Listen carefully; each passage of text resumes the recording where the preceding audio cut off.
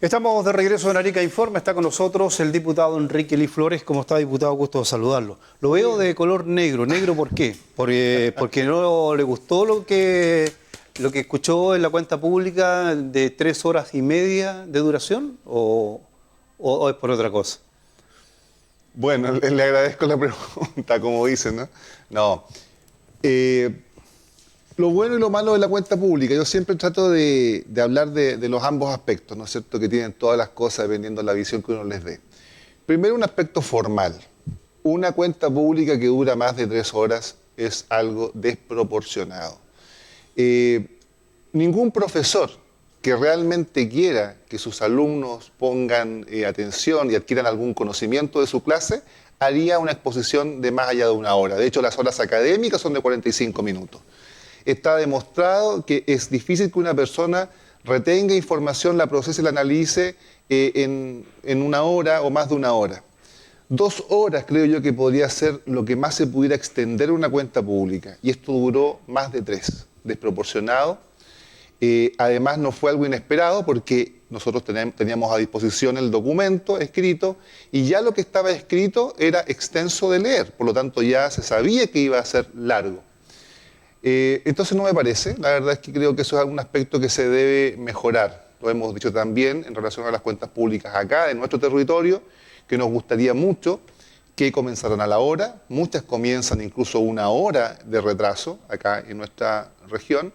Y en relación a la cuenta pública presidencial, creo que lo de ayer ojalá que sea la última vez que veamos cuentas públicas tan extensas. Hay un poder de síntesis que se tiene que tener. Bueno, en la noche, nuevamente en una cadena nacional, hizo una síntesis de todo lo que he dicho en la mañana. Perfectamente podría haber sido esa síntesis de la noche lo que se expone en la mañana, porque además una cuenta pública, yo doy cuenta de lo que he hecho en el último tiempo, y por cierto que siempre hay un espacio para darle una proyección al año que viene.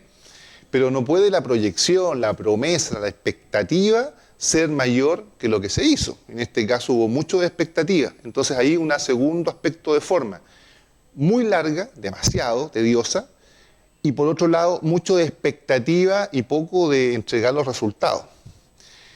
Y en relación a las expectativas, 2 aspectos. Primero, tú no puedes estar prometiendo en base a un hecho incierto, como es la aprobación o no de la reforma tributaria. Entonces, bueno, vimos... se basó todo ahí en eso.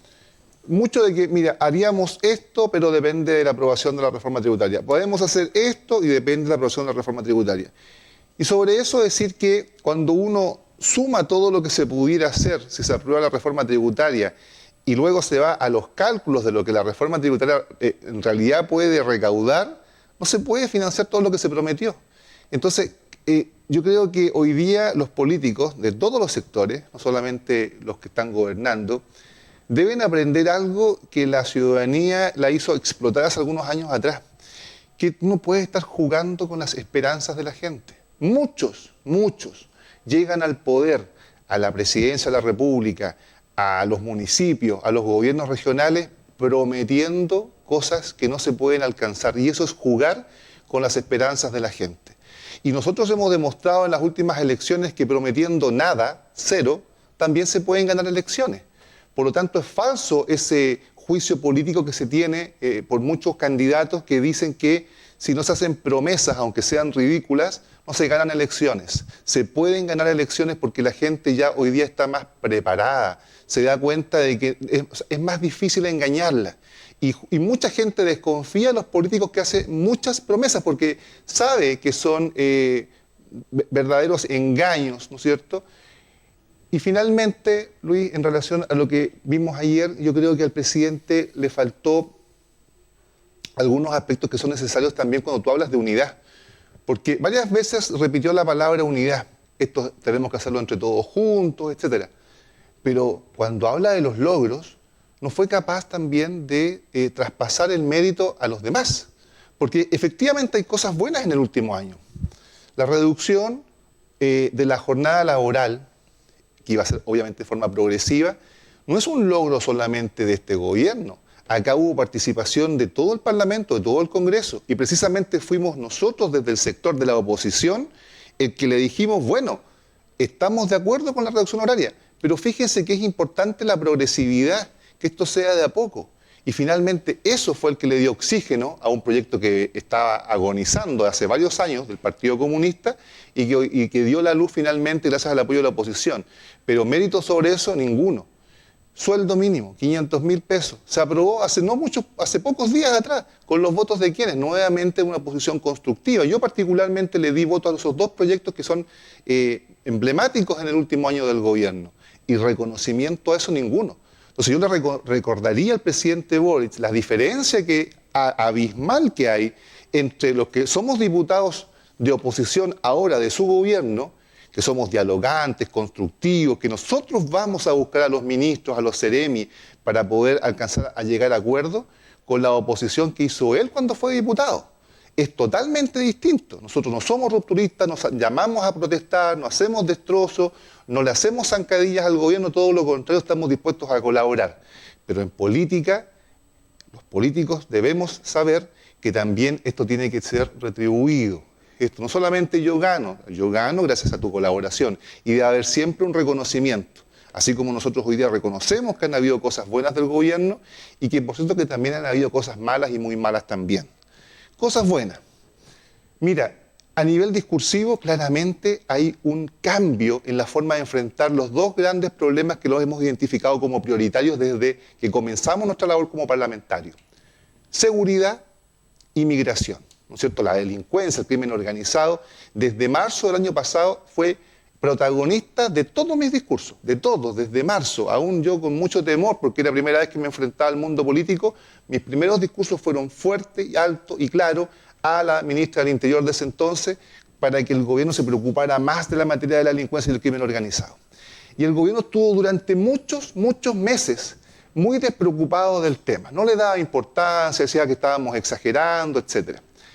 Pero con el tiempo empezó a poner atención, los resultados además eran evidentes, ¿no? Estaba aumentando el índice y la tasa de homicidios con armas de fuego, la violencia misma de los homicidios era horrible, y por lo tanto lo que escuchamos ayer con respecto a seguridad, crimen organizado, enfrentamiento a la delincuencia, fue un discurso totalmente distinto de lo que fue el de el año pasado. Parecía escuchar a dos presidentes distintos. Con la ventaja de que el que escuchamos ayer es mucho mejor. Eso también hay que valorarlo. Es cierto que ha habido más inversión en seguridad, pero también es cierto que ahora aún no tenemos buenos resultados de esas medidas y de esa inversión. Entonces también, ojo, porque finalmente lo que queremos también que estas medidas impacten positivamente. Y la gran ausente de todo, desde un punto de vista de un representante de regiones. Arica. Eso le quería preguntar, ¿qué echo de menos de las regiones? Porque al final nombra a Arica, ¿cierto? La región de Arica y Parinacota, cuando mira a la presidenta Bachelet, que estaba ahí, y habla con el tema del tema hídrico. Él dice, bueno, y hace poco inauguramos en Arica, en Utah, dice el embalse Chironta.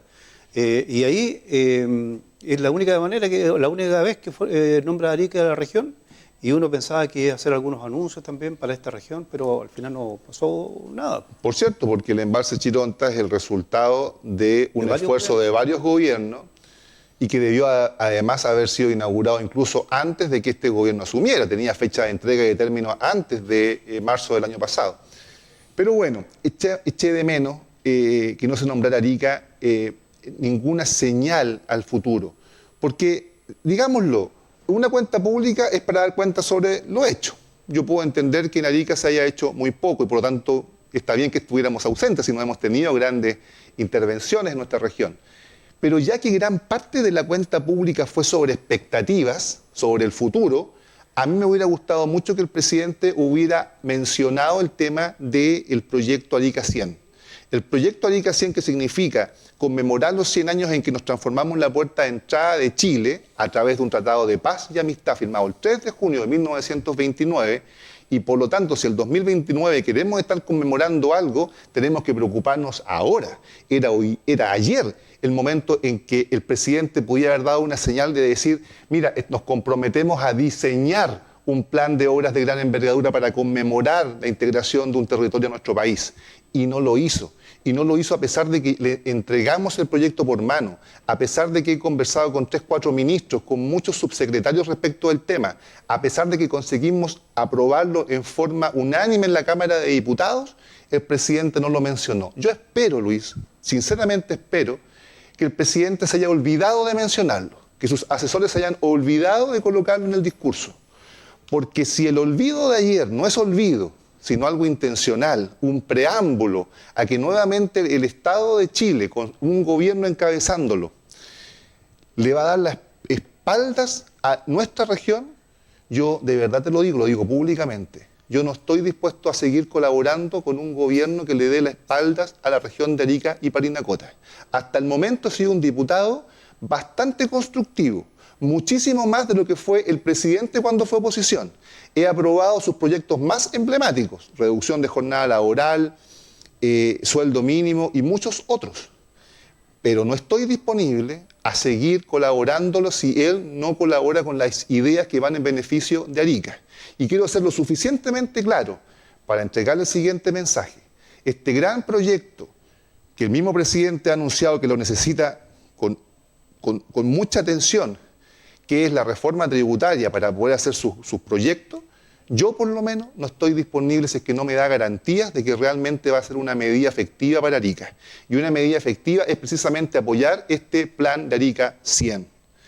Porque de verdad que cuando uno finalmente apoya a un gobierno que va a ir a recaudar más, y recaudar más significa que tú estrujas el esfuerzo de los emprendedores, de las pequeñas y medianas empresas, de los propios trabajadores, de los consumidores, pero no te das cuenta para qué, porque es distinto que yo diga, ok, vamos a hacer todo Chile un esfuerzo para darle a Arica lo que se merece hace muchas décadas atrás, a decir, oye, vamos a recaudar más para crear más fuentes de empleo para que los amigos del gobierno tengan trabajo, porque yo no estoy disponible para ir a estrujar el esfuerzo de los demás, para generar más fuentes de empleo, para ir a pagar favores políticos. Sí estoy dispuesto a una reforma tributaria que sea capaz de financiar grandes proyectos, como lo es el Plan Arica 100.